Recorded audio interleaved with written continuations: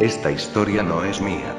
De hecho, estoy violando la privacidad de un muy estimado amigo y estoy rompiendo un voto de silencio al contarla, por lo que espero que él y su familia me perdonen. No lo hago con mala intención. No quiero lucro o ensuciar un buen nombre. Es solo que siento que esta debe ser contada, debe circular y todos deben saber qué pasó. Ya que en estas épocas es una problemática real que está afectando a todas las culturas, no solo a la juarense, que se han ocupado de transgredir la palabra más poderosa del planeta y distorsionarla en su totalidad, quitándole casi todo su significado: el amor. Muy pocas personas en este mundo, casi un porcentaje inexistente, saben lo que es en verdad el amor. Creo que estarían de acuerdo conmigo cuando digo que el amor es algo que se debe trabajar, en lo que se debe invertir mucho tiempo y esfuerzo. Es como construir un edificio. Uno no simplemente dice: oh, quisiera un edificio ahí. E ir al siguiente día, ¡boom!, ahí está, perfecto y listo para ser habitado. Uno tiene que poner buenos cimientos, alzarlo bloque por bloque, cuidar que no vaya hueco, adornarlo, hacerlo bello, y uno no puede hacerlo solo. Cuando esté terminado, lo contemplará y verá que es bueno.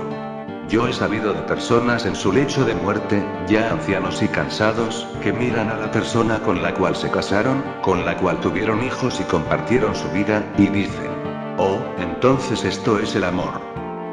Yo mismo puedo atestiguar que alguna vez intenté amar de verdad, y fue tan terrible, tan doloroso, que desde entonces he temido al amor, he respetado su poder, y ninguna de las pocas mujeres con las que he salido me podrá acusar de haberlo mencionado.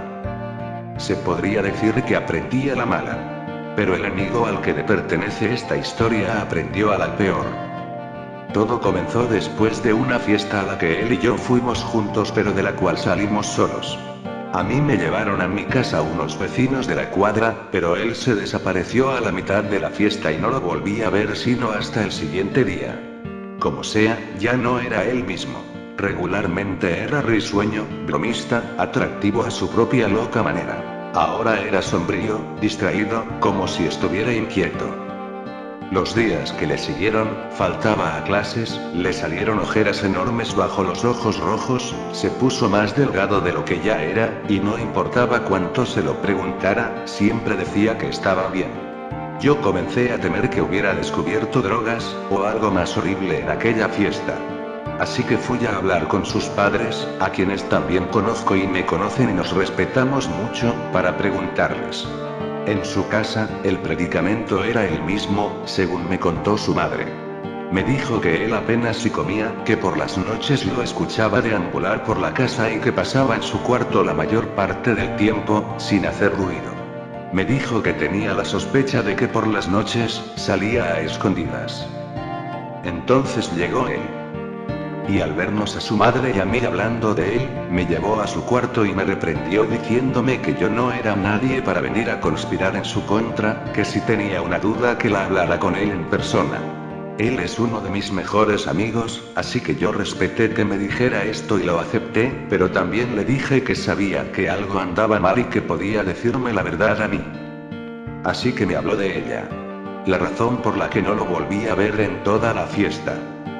Me dijo que esa noche se había puesto ebrio antes de la mitad de la fiesta y que había ido a un autoservicio cercano por una cajetilla de cigarros. Al ir volviendo, pasó cerca de un viejo edificio abandonado, que solía ser un supermercado y que le pareció ver algo en una ventana del segundo piso. Se detuvo a ver mejor, y notó que era una mujer sin camiseta ni sostén, y que al verlo se apartó rápidamente a la penumbra. Mi amigo es racional, incluso ebrio, quizá incluso más que en sus 5 sentidos, y lo primero que se le ocurrió fue que era una indigente, o en el peor de los casos, una víctima de algún delito y que por consiguiente estaba asustada y no querría salir. La intriga le ganó y con pasos temblorosos, se dirigió hacia la entrada del edificio. Y ayudado con la luz de su celular, encontró las escaleras al segundo piso. Se acercó a donde la había visto, llamándola, asegurándole que quería ayudarla. Todo el piso estaba en silencio, ella no estaba. Supuso que era natural que ella no quisiera salir de donde estuviera oculta, si es que acababa de pasarle lo que él creía. Aún así, se sintió responsable de ayudarla, por lo que dejó su sudadera y su teléfono celular en el suelo y dijo que saldría del edificio para que ella pudiera ponerse la prenda y hacer una llamada. Que le gritase cuando estuviera afuera para que viera que era cierto. Repitió que solo quería ayudar. Apenas comenzaba a retroceder para hallar su camino de regreso al primer piso cuando la luz de su celular lo iluminó. Él se protegió los ojos del flash. Entonces el celular se deslizó por el piso hasta sus pies. Lo recogió y lo volvió a encender para descubrirla ahí parada frente a él, apenas cubierta por el suéter, cabizbaja y temblando, asustada y tímida, rasgo que lo volvía loco. La describió como joven pelirroja de aproximadamente 21 años, ojos cafés, piel clara, labios carnosos, 1,70 de estatura, 10 centímetros menos que él. 10 más que yo, complexión delgada, busto grande, caderas anchas y aparentemente la mujer más sensual que jamás hubiera visto. Él descubrió que quería abrazarla y decirle que todo estaría bien, aunque sabía que no era el lugar ni el momento. Lo correcto era sacarla de ese edificio y llamar a la policía, pero por más que se lo repetía no podía moverse, no quería dejar de mirarla. Puso su mano en la mejilla de la chica e hizo que alzara la cara hacia él, y cuando sus ojos se encontraron, me dijo que casi pierde el equilibrio. Y cuando ella le sonrió, me dijo que lo hizo sentir débil, que no lo pudo evitar. Dejó que su mano, la que no sostenía el celular, se deslizara lentamente hacia el suéter y se lo arrebatara a aquella chica, que no puso ninguna clase de resistencia. Al mirarla de cuerpo entero, se echaron a andar todos sus más oscuros deseos y fantasías como nunca antes había pasado con ninguna de sus anteriores parejas. Hizo una mueca y se maldijo por haberse distraído al observar la pantalla de su celular frente a él. Dijo que le llamó la atención que, según la pantalla de su cámara, no había nada frente a él.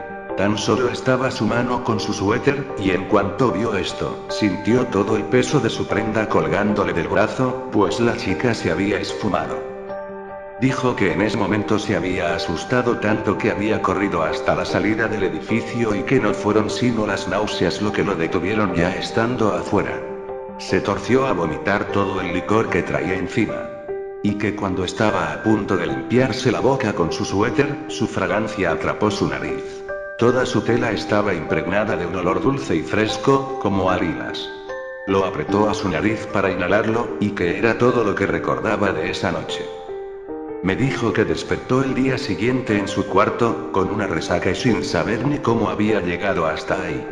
Se levantó y se acercó a la ventana, y mientras él hacía esto, yo me fijaba en su laptop, en la que había una extraña página abierta llena de signos y pentagramas, típica del buscador Tor. Mi amigo abrió las cortinas para dejar ver una bella flor blanca, parecida a un tulipán recién cortado, que estaba en un pequeño frasco con agua. Me dijo que la había encontrado al pie de su puerta, cuando salió de casa para ir a la escuela. Mi madre entra y sale por esa puerta como 10 veces antes de que yo me levante. Cientos de personas caminan frente a esa puerta por las mañanas. ¿Cómo es que nadie la pisó o la recogió? Preguntó. Yo no le supe responder. Me dijo que era la misma fragancia que ella había dejado en su suéter, que esta flor se la había dejado ella a forma de obsequio esa noche, como una ofrenda de amor. Estaba como nueva. No se notaba que tuviera más de un día. En este punto tuve que interrumpirlo para hacerle muchas preguntas, como por ejemplo si alguien había puesto algo en su bebida esa noche, o si sabía de alguien que le quisiera jugar una broma. No tenía duda de que él hubiera sido honesto con respecto a lo que vio, pues siempre tuvo mi confianza. Nunca me había mentido antes, y no había necesidad de que inventara una historia tan erótica para mí, pues yo sabía con qué chica salía y lo que hacía con ellas. Pero lo que me acababa de contar era demasiado extraño para creer que hubiera pasado de verdad. Esto hizo que él se molestara porque pensaba que yo no le había creído y que se pusiera en un plan imposible. Yo traté de razonar con él. Le dije que quería oler su suéter para ver si era la misma fragancia de la flor, pero él se puso nervioso y me dijo que el suéter ya lo había lavado y que no podía dejarme oler la flor. Le pregunté por qué y él me dijo que nadie más debía oler la flor y que debía permanecer en su ventana en un frasco de agua en todo momento. Al preguntarle que quién le había dicho eso, él se volvió a poner nervioso y agresivo y me dijo que alguien que sí le creía y que no vendría a acusarlo con sus padres, y no importó cuánto tiempo más me pasé queriendo razonar, de ese plan ya no lo saqué. Para él, yo ya no era seguro. Terminé enfadándome y salí de su casa. No me explicaba cómo alguien tan ateo y racional como lo era mi amigo podía creer en su propia historia sin cuestionarse. Aunque también me llamó la atención escucharlo hablar de esa alucinación en el edificio y de ese alguien que le había dicho qué hacer con la flor que supuestamente ella le había obsequiado. Afortunadamente, yo sabía bien dónde encontraría respuestas, por lo que lo primero que hice cuando llegué a casa fue encender mi computadora, descargar Tor para navegar en la Deep Web y buscar la página que él tenía abierta. La cosa estaba peor de lo que yo creí. Se trataba de una página de temas relacionados al ocultismo y misticismo. La verdad es que no tardé mucho buscando antes de dar con un tema de un usuario que se aseguraba haberse encontrado con una mujer desnuda en un edificio abandonado durante una fiesta, pues a juzgar por los comentarios y los likes, era uno de los temas más populares. Pero me desconcertó leer muchas cosas que mi amigo no me había contado a mí, y dudo que me hubiera contado. Los usuarios regulares le dijeron que, si quería ayuda, tenía que decirlo todo en relación a esa mujer, y él escribió que una noche después de la fiesta había ido a visitarlo. Que él pensó que era un sueño, por lo que no hizo más que disfrutarlo. Ella estaba sobre él, desnuda y excitada, y cuando él la sintió, se giró para ponerse sobre ella y aceleró el ritmo, bebiendo de su cuello aquella esencia de la flor mientras le hacía el amor. Dijo que la sensación de tenerla fue tan preponderantemente real que lo hizo sospechar que eso no era un sueño, y en ese momento se dio cuenta de que no lo era, o ya habría despertado, y solo entonces ella se desvaneció entre las sábanas, dejándolo ahí. Se describió a sí mismo como patético, diciendo no, no, no una y otra vez, buscándola entre los edredones, bajo la cama. Dijo que desde entonces no había descansado. Y que llevaba días buscándola por todas partes. Que había ido al mismo edificio abandonado 3 o 4 veces llamándola. Entonces ellos le aconsejaron lo de la flor y que se mantuviera en contacto exclusivamente por esa página para que ellos pudieran ayudarle a reunirse con ella, pero que lo mantuviera en secreto. Lo que viste es un sucubo. Le explicó un usuario que parecía una especie de superior de ese blog. Es un espíritu maligno que pudo haberte absorbido la vida de haberlo querido.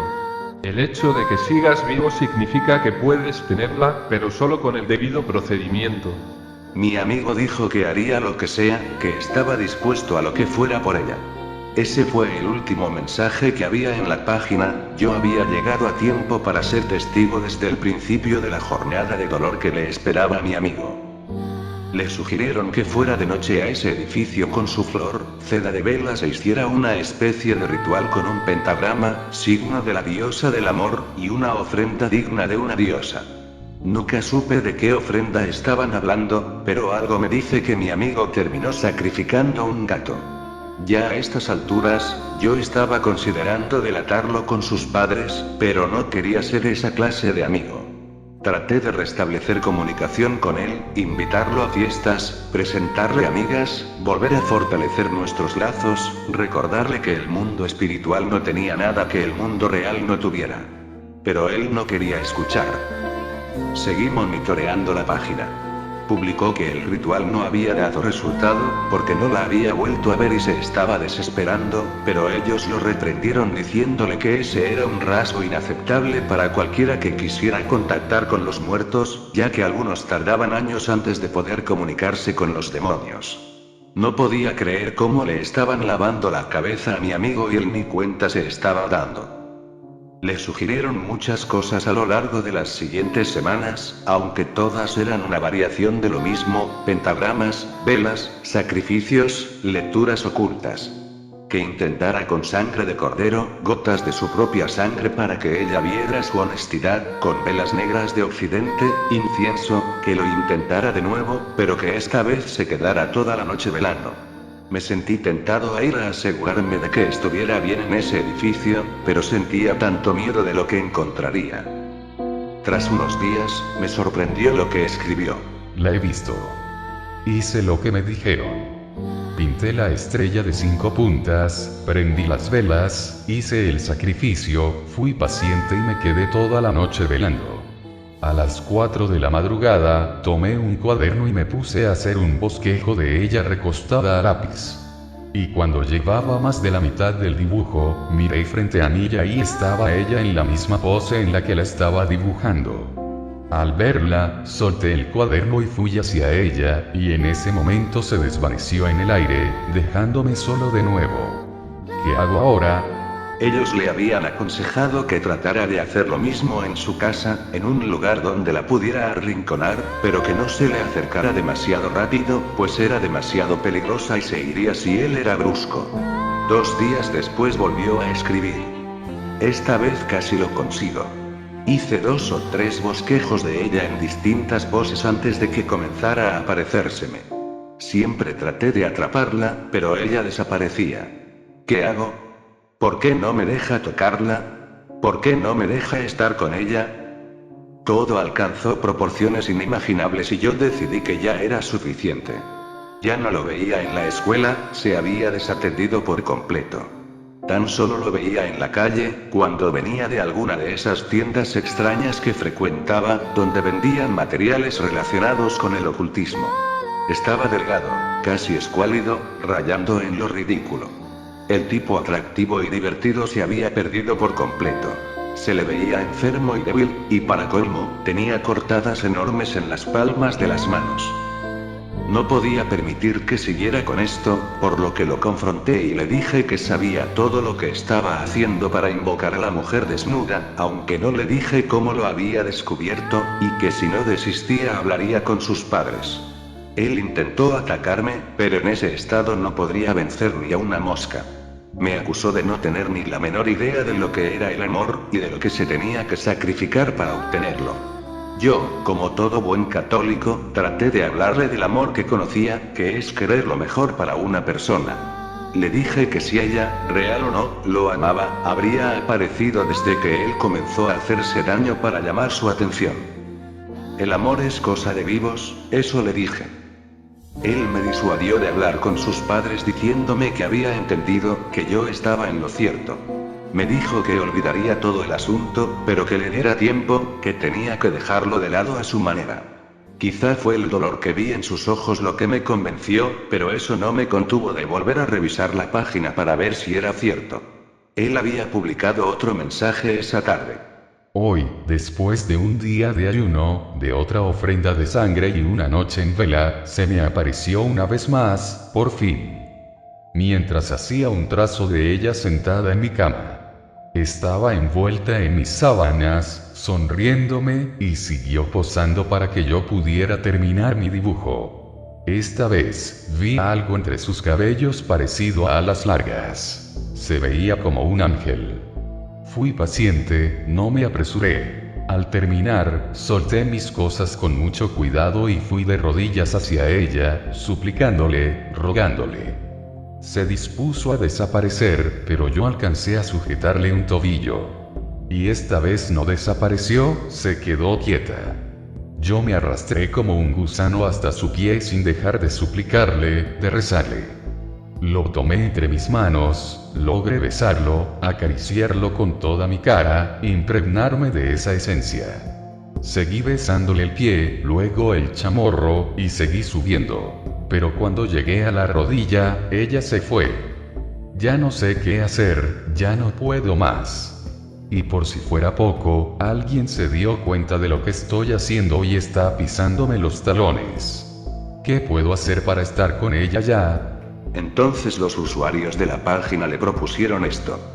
Es una señal de que tus esfuerzos te están acercando a ella. Pero debes entender que tú eres un ser corpóreo tratando de amar a un ser fuera de nuestro plano. Aunque su amor es fuerte, no pueden vencer esa separación. Quizá a ella le cuesta más estar ante ti de lo que a ti te está costando. Debes entender que ya es hora de que tú te arriesgues al máximo sacrificio por ella. Entonces decidí que era el momento preciso para romper el silencio y hablar con sus padres. Les conté todo lo que sabía, desde la fiesta hasta los mensajes de la Deep Web. Les dije que su hijo corría un terrible peligro. Cuando él llegó, sus padres y yo ya lo estábamos esperando. Su padre estaba furioso y su madre estaba muy afligida por su comportamiento, y yo que solo quería hacer lo correcto, estaba ahí, sintiéndome como un maldito soplón. No abrí la boca durante todo el regaño, pero tampoco me fui, pues tenía que dar la cara. Sé que él me estaba viendo furioso mientras su padre le quitaba la computadora y le decía que lo enviaría con un psicólogo para sacarle esa absurda idea de la cabeza tan pronto como fuera posible. Estaría confinado en su habitación hasta que hablara con alguien al respecto. Fui escoltado a la salida por su madre y me despedí. Al estar alejándome de su casa, alcancé a ver la flor en su ventana. Increíblemente esta seguía fresca y hermosa. Esa noche, yo no pude encontrar reposo por lo que había hecho. No dejaba de decirme que solo quería el bienestar de mi amigo, pero nunca había cruzado esa línea. Nunca dejé de preguntarme si hice lo correcto. Él se suicidó unas horas después. Consiguió escaparse de su casa esa misma noche, fue hasta el edificio abandonado, hizo el ritual y se atravesó la garganta con una daga oxidada.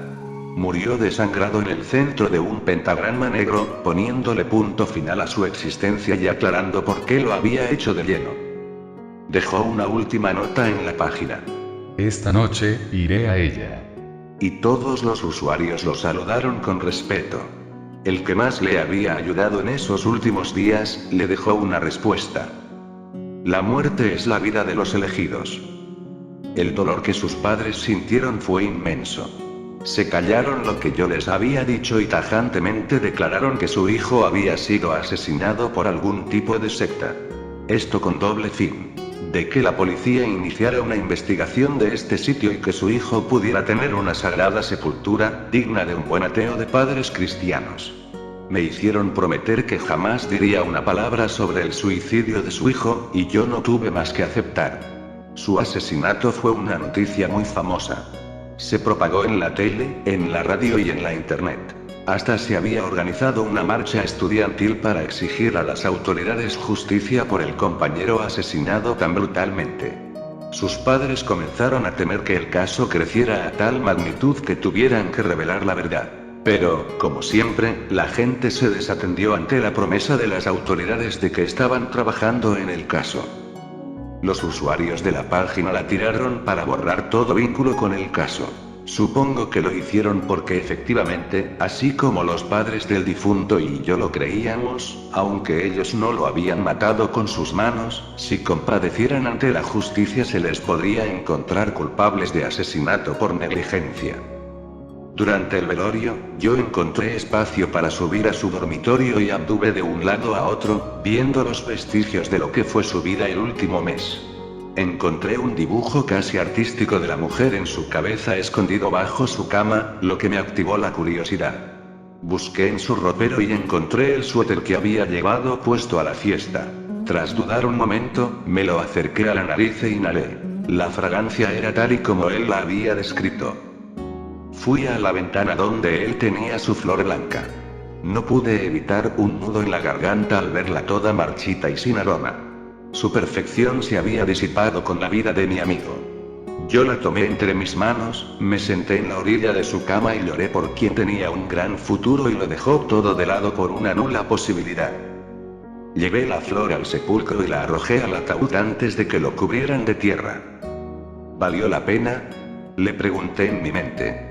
¿Siquiera estás ahora con ella, con el amor que te costó la vida? En ese momento de verdad lo quería saber, quería creer que su sacrificio no había sido en vano.